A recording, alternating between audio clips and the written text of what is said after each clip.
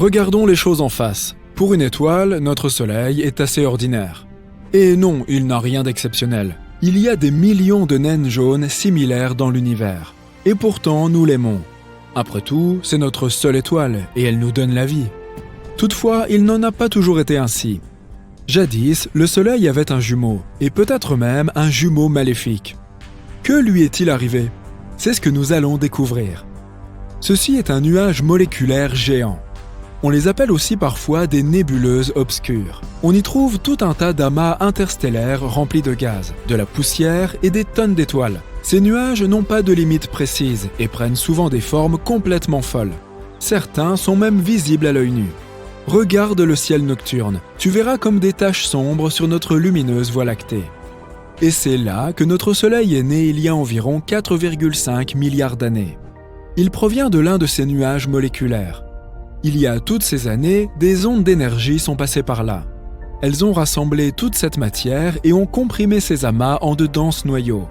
C'est alors qu'une proto-étoile est née. Cette jeune proto-étoile était une boule d'hydrogène et d'hélium encore tiède. Puis, des millions d'années plus tard, la température et la pression à l'intérieur de la boule ont augmenté. Et c'est ainsi que notre étoile est née, le Soleil. Mais tout ce qui se trouvait dans ce nuage n'a pas contribué à sa formation. Un reste s'est mis à tourner autour de la nouvelle étoile. Et comme tu l'as peut-être deviné, cette matière s'est progressivement transformée en planète. Et notre Terre a vu le jour. Voilà comment notre système solaire a été créé. Mais il est possible que ce ne soit pas tout, et qu'au moment où notre étoile naissait, il en naissait aussi une autre, le jumeau perdu du Soleil, fabriqué à partir des mêmes matériaux. Mais qu'est-ce qui nous dit qu'il existe? Récemment, des scientifiques ont créé des modèles afin d'en savoir plus sur la naissance des étoiles. Et ils leur ont révélé que la plupart des étoiles ne naissent pas seules mais en amas, ou tout au moins avec un frère. Après d'autres recherches, nos savants ont pu confirmer que les étoiles formées à l'intérieur des nuages moléculaires étaient le plus souvent accompagnées. Il arrive que les deux étoiles restent ensemble. Par exemple, la petite tournera autour de la plus grande. Elles peuvent même former des systèmes à étoiles doubles, triples et plus encore. En d'autres cas, leurs chemins divergeront. Pour toujours. C'est probablement ce qui est arrivé à notre Soleil. Mais il pourrait avoir eu un frère ou une sœur lui aussi. Peut-être même plus qu'un. Toute une fratrie. Et même un grand jumeau, avec une masse et des caractéristiques similaires. Mais si c'était le cas, où serait-il, ce deuxième Soleil? Nous avons une hypothèse. Et d'après celle-ci, ce jumeau serait peut-être plus néfaste qu'il n'y paraît. Dans les années 80, les scientifiques ont commencé à remarquer que quelque chose se répétait dans l'histoire de la Terre. Environ tous les 27 millions d'années, des extinctions à grande échelle semblent se produire sur notre planète. Plutôt étrange, non? Tous les 27 millions d'années, une catastrophe est venue modifier notre biosphère pour toujours. Comme quelque chose de programmé, une espèce de cycle. Et puis, l'astrophysicien Richard Muller a suggéré qu'il y avait peut-être quelque chose qui causait ces événements, un certain corps céleste. Selon lui, il pourrait s'agir d'une étoile naine que nous ne pouvons pas voir en raison de sa faible luminosité. Elle pourrait être située à environ 1,5 année-lumière de nous. Cette étoile tournerait autour du Soleil sur une orbite immense, et il lui faudrait environ 27 millions d'années pour faire un tour complet. Et lorsqu'elle se rapproche du Soleil, c'est le chaos total. En s'approchant de nous, ce fauteur de troubles modifie la trajectoire des comètes venues du nuage de Oort ou de la ceinture de Kuiper. Le résultat, c'est que toutes ces comètes se précipitent tout droit sur nous. Et puis, elles s'écrasent sur la Terre et provoquent de grandes extinctions, comme ce fut le cas pour les dinosaures. Cette étoile hypothétique a été nommée Némésis. C'est le nom de la divinité grecque du châtiment céleste. Mais pourquoi se venge-t-elle de nous? Aucune idée. Peut-être n'a-t-elle pas apprécié le fait qu'un jour, le Soleil a absorbé toute la poussière et le gaz de son nuage moléculaire. Le Soleil est devenu une étoile assez grande, mais son jumeau est resté sombre et petit. Et en plus, il s'est retrouvé au milieu de nulle part. On serait tous un peu amers si ça nous arrivait. Les scientifiques ont proposé différentes hypothèses sur cette mystérieuse Némésis. Peut-être s'agit-il d'une naine brune ou rouge. Les restes d'une étoile qui a complètement épuisé son combustible. Ou peut-être n'est-ce pas du tout une étoile, mais une planète vagabonde plus grande que Jupiter. Quoi qu'il en soit, son existence n'est pas vraiment une bonne chose pour nous. Mais nos tentatives pour la trouver ont malheureusement toutes échoué. À l'heure actuelle, nous n'en avons encore trouvé aucune trace. Des études récentes ont remis en question la théorie des extinctions régulières. Si tu examines de près les archives fossiles, tu remarqueras que ces catastrophes se sont produites au hasard et non pas selon un calendrier précis. Maintenant, les scientifiques doutent que Némésis existe réellement. Ils disent aussi qu'une étoile se déplaçant avec une telle orbite serait très instable. Il est donc très peu probable qu'elle ait pu survivre aussi longtemps. Mais malgré cette absence de preuves, Némésis est devenue assez célèbre en ligne. De nombreux journalistes et blogueurs la mentionnent encore dans différents contextes. Ils aiment lui imputer la responsabilité de toutes nos catastrophes, comme les chutes d'astéroïdes, les tsunamis, etc. Une fois qu'elles ont explosé, les étoiles ne sont pas censées revenir à la vie. Mais certaines étoiles ont en quelque sorte survécu à la grande explosion des supernovas. Ces étoiles zombies sont plutôt rares. Les scientifiques en ont trouvé une très grosse appelée LP40-365. C'est une naine blanche partiellement consumée. Une naine blanche est une étoile qui a brûlé tout son hydrogène, lequel était auparavant son combustible nucléaire. Dans ce cas, l'explosion finale n'était peut-être pas assez puissante pour détruire l'étoile, ce qui explique qu'une partie de la matière ait survécu. Une autre de ces étoiles zombies est une ancienne naine blanche ou un résidu d'explosion qui a englouti tellement de matière d'une autre étoile qu'étonnamment, elle a explosé de nouveau. Si tu vas sur la Lune un jour et que tu vois des empreintes fraîches, cela ne signifie pas qu'il y a quelqu'un d'autre avec toi. Les empreintes de pas ou autres marques similaires peuvent y rester 1 million d'années, car la Lune n'a pas d'atmosphère. Il n'y a donc pas de vent qui pourrait lentement effacer ces empreintes. Dans l'espace, tu serais assez fort pour souder 2 pièces de métal ensemble avec tes propres mains. Ok, ça n'a rien à voir avec la force. Tu aurais juste à les presser ensemble et c'est tout. L'oxygène de notre atmosphère forme une fine couche à la surface du métal qui agit comme une barrière. C'est pourquoi ce tour de force, impossible sur Terre, est parfaitement plausible dans l'espace. D'ailleurs, si tu y vas un jour, n'enlève pas ta combinaison hors du vaisseau spatial. L'air dans tes poumons se dilaterait, ainsi que l'oxygène se trouvant dans tout ton corps, et tu gonflerais comme un ballon. Bonne nouvelle, la peau est suffisamment élastique pour t'empêcher d'exploser. Maigre consolation. Si tu regardes un film émouvant dans l'espace et que tu te mets à pleurer, tes larmes ne couleront pas. Elles s'accumuleront autour de tes globes oculaires, tes yeux deviendront trop secs et tu auras l'impression qu'ils brûlent. Tout liquide à la surface de ton corps s'évaporera, y compris la salive sur ta langue. En parlant de brûler, on ne peut pas faire de feu dans l'espace car il se nourrit d'oxygène et comme il n'y en a pas dans l'espace, si un incendie se déclare dans une navette, il suffit de couper le système de ventilation. Cela deviendrait plus compliqué si de la fumée se produisait et que certains matériaux fondaient dans des conditions de gravité réduites. Les extincteurs à mousse ordinaires que nous utilisons sur Terre sont d'ailleurs inutiles ici, car ils libèrent de la mousse de manière disparate. Des chercheurs sont en train de mettre au point un extincteur qui éteindrait les incendies en utilisant des ondes sonores. Plus l'intensité du son est élevée, plus il peut éteindre de grandes flammes, mais les astronautes risquent de devenir sourds si la fréquence est trop élevée. Un trou noir n'est pas un monstre affamé qui se balade et à la gravité duquel rien ne peut échapper.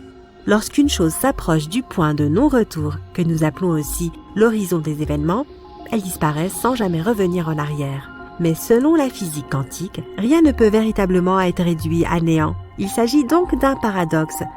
C'est Stephen Hawking qui a pensé que les trous noirs n'avaient pas vraiment d'horizon des événements. Peut-être ont-ils des horizons apparents qui emprisonnent les choses pendant un certain temps et que l'énergie piégée finit par s'échapper sous une forme différente. Lorsqu'un objet entre dans un trou noir, il change de forme et s'étire comme un spaghetti. Cela se produit parce que la forme gravitationnelle tente d'étirer un objet dans une direction tout en le comprimant dans une autre. Autre paradoxe. D'ailleurs, un trou noir aussi gros qu'un atome a la masse d'une énorme montagne. Il y en a un au centre de la Voie lactée qui s'appelle Sagittarius A. Il a une masse équivalente à 1 milliard de soleils, mais heureusement, il est très loin de nous. Plus de 23 000 débris spatiaux plus gros qu'une balle de baseball flottent au-dessus de notre planète en se déplaçant à plus de 28 000 km/h. Et il y en a environ 500 000 qui ont la taille d'une bille. Les déchets spatiaux sont généralement des débris composés de particules naturelles appelées météoroïdes et de particules artificielles, comme celles que nous fabriquons sur Terre. Les météoroïdes tournent en orbite autour du Soleil, alors que la majorité des débris d'origine humaine sont en orbite autour de la Terre. Nous avons lancé environ 9000 engins spatiaux de par le monde, satellites ou fusées. Même les plus petits morceaux peuvent endommager un engin spatial avec des vitesses aussi élevées. Galaxies, planètes, comètes, astéroïdes, étoiles. Les corps célestes sont des choses que nous pouvons réellement voir dans l'espace, mais ils représentent moins de 5% de l'univers total. La matière noire, l'un des plus grands mystères de l'espace, est le nom que nous utilisons pour désigner toute la masse de l'univers qui nous est encore invisible. Elle pourrait constituer 25% de l'univers. L'énergie noire constitue le reste des 70% de l'univers. Les scientifiques ne savent pas grand-chose à son sujet, mais ils pensent que l'énergie noire pourrait être à l'origine de l'expansion croissante de l'univers, tandis que la matière noire la ralentit. La matière noire n'interagit ni avec nous ni avec elle-même. Si c'était le cas, nous trouverions des galaxies de matière noire, des planètes de matière noire ou d'autres objets de ce type.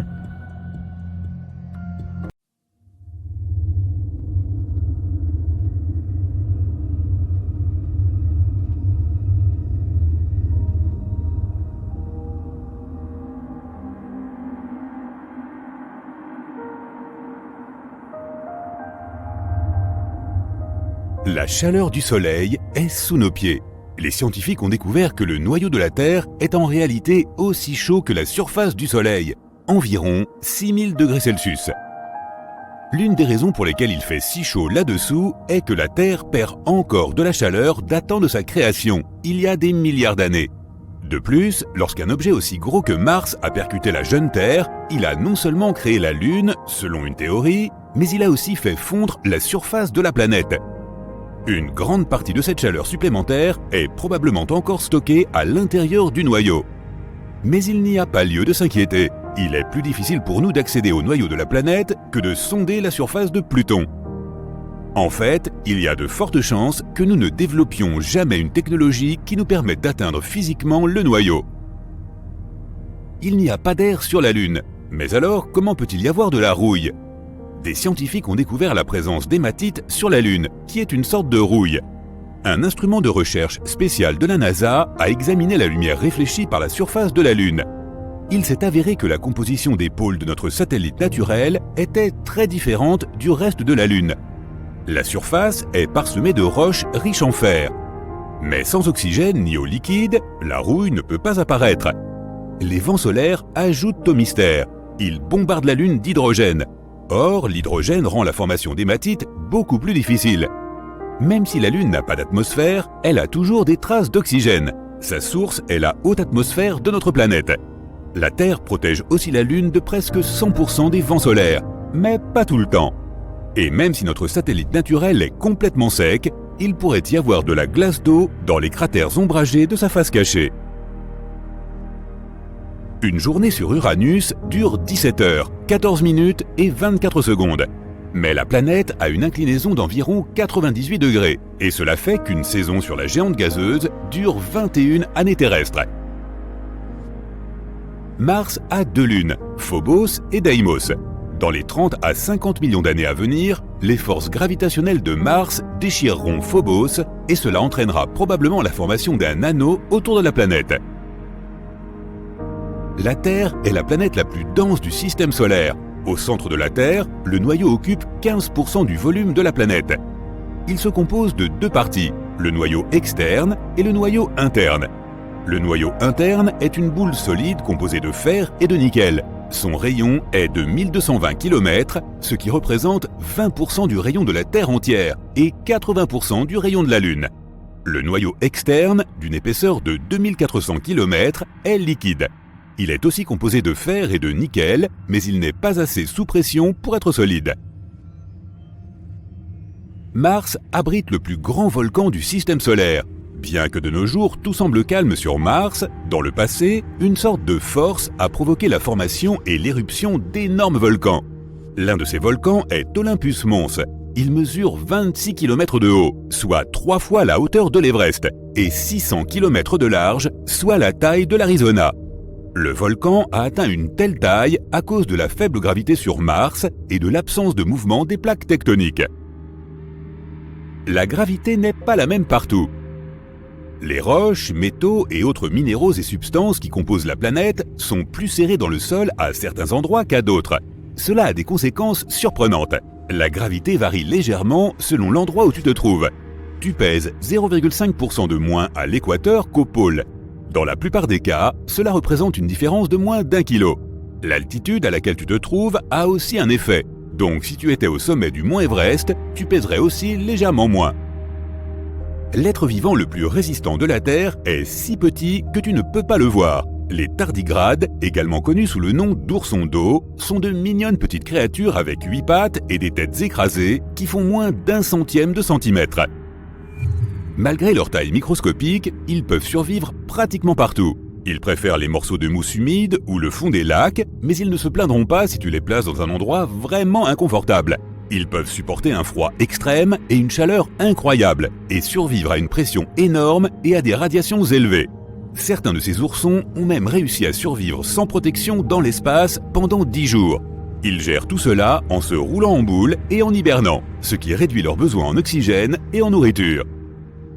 La gravité de la Lune est environ 17% de celle de la Terre. Si tu pesais 91 kg sur notre planète, ton poids lunaire passerait à seulement 15 kg. Tu pourrais aussi porter des objets 6 fois plus lourds que ceux que tu peux porter sur Terre. Il serait aussi plus facile de marcher sur la surface de la Lune. Mais ce serait aussi plus dangereux. Tes pieds, à l'intérieur d'une combinaison spatiale lourde, s'enfonceraient dans le sol lunaire jusqu'à 15 cm de profondeur. Mais imaginons que tu décides d'éviter le processus fastidieux de la marche en sautant dans les airs. Tu perdrais alors probablement le contrôle de tes sauts en un rien de temps. De plus, la surface de la Lune est jonchée de profonds cratères. Les éviter tous serait un exploit. Tu peux voir les éclipses solaires, car même si la Lune est 400 fois plus petite que le Soleil, elle est aussi 400 fois plus proche de la Terre. Elle est donc parfaitement capable d'obscurcir notre étoile. Mais dans 50 millions d'années, la Lune ne pourra plus bloquer complètement le Soleil à cause de son orbite changeante. Une combinaison spatiale complète de la NASA coûte la somme faramineuse de 12 millions de dollars, dont 70% sont consacrés aux modules de commande et au sac à dos. Vénus était très probablement couverte d'océans d'une profondeur de 10 à 300 mètres. De plus, une certaine quantité d'eau était prisonnière du sol de la planète. Celle-ci avait des températures stables de 20 à 50 degrés Celsius, qui étaient donc assez tolérables et pas si différentes des températures actuelles sur Terre. Bref, pendant 3 milliards d'années, jusqu'à ce que quelque chose d'irrévocable se produise il y a 700 millions d'années, Vénus aurait pu être habitable. Mais aujourd'hui, elle ne l'est plus. La Lune est le deuxième objet le plus lumineux de notre ciel.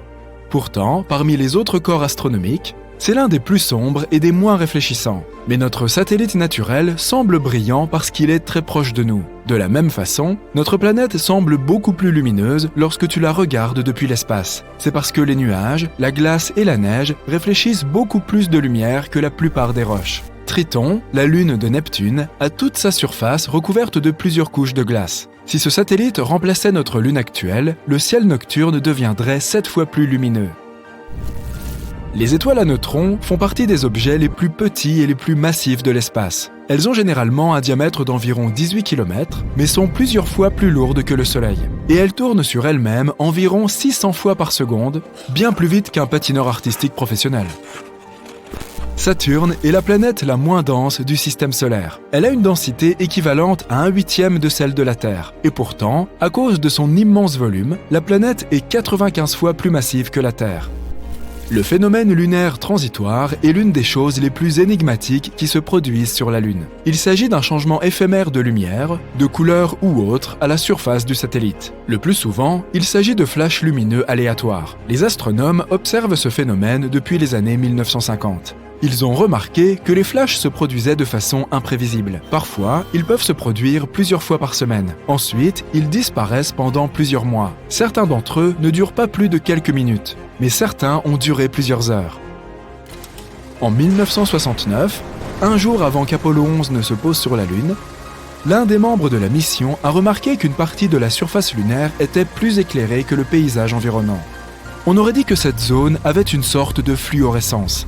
Malheureusement, on ne sait toujours pas si ce phénomène était lié au mystérieux flash lunaire. Les déchets ne sont pas seulement un problème dans les océans, les villes et les forêts de la Terre. Il existe ce que l'on appelle les déchets spatiaux, c'est-à-dire tout objet fabriqué par l'homme qui a été laissé dans l'espace et qui ne sert plus à rien. Il y a aussi des débris naturels provenant de météorites et d'autres objets cosmiques. Il y a actuellement plus de 500 000 débris spatiaux en orbite autour de la Terre, à des vitesses suffisamment élevées pour causer des dommages importants s'ils entrent en collision avec un vaisseau spatial ou un satellite. La NASA fait de son mieux pour suivre chaque objet afin de s'assurer que les missions hors de la Terre puissent atteindre leur destination en toute sécurité. Notre Soleil est incroyablement massif. Pour preuve, 99,86% de toute la masse du système solaire consiste en la masse du Soleil, en particulier l'hydrogène et l'hélium dont il est composé. Les 0,14% restants sont principalement la masse des 8 planètes du système solaire. L'atmosphère du Soleil est plus chaude que sa surface. La température de la surface atteint 5500 degrés Celsius, mais la haute atmosphère atteint des millions de degrés. Si l'on pouvait creuser un tunnel directement au centre de la planète et ressortir par le côté opposé, et que tu étais assez aventureux pour sauter dedans, il te faudrait 42 minutes pour le traverser. Tu accélérerais au fur et à mesure de ta chute pour atteindre la vitesse maximale au moment où tu atteindrais le noyau de la Terre. Après la moitié du trajet, tu tomberais ensuite vers le haut, de plus en plus lentement. Au moment où tu atteindrais la surface opposée, ta vitesse serait de nouveau à 0. À moins que tu ne parviennes à t'extraire du trou, tu recommencerais immédiatement à tomber, pour redescendre ou remonter vers l'autre côté de la planète. Ce voyage durerait une éternité, et ce, à cause des effets bizarres de la gravité. Il pourrait y avoir plus de métaux, par exemple du titane ou du fer, dans les cratères lunaires, que ne le pensaient les astronomes. Le plus gros problème avec cette découverte ? Elle contredit la principale théorie sur la façon dont la Lune s'est formée. Cette théorie stipule que le satellite naturel de la Terre s'est détaché de notre planète après une collision avec un objet spatial massif. Mais alors, pourquoi la croûte terrestre, pauvre en métaux, contient-elle beaucoup moins d'oxyde de fer que celle de la Lune? Cela pourrait signifier que la Lune s'est formée à partir des matériaux se trouvant bien plus profondément à l'intérieur de notre planète. Ou bien ces métaux pourraient être apparus lorsque la surface lunaire, en fusion, se refroidissait lentement. Ou peut-être, comme on le dit depuis des siècles, qu'elle est faite de fromage.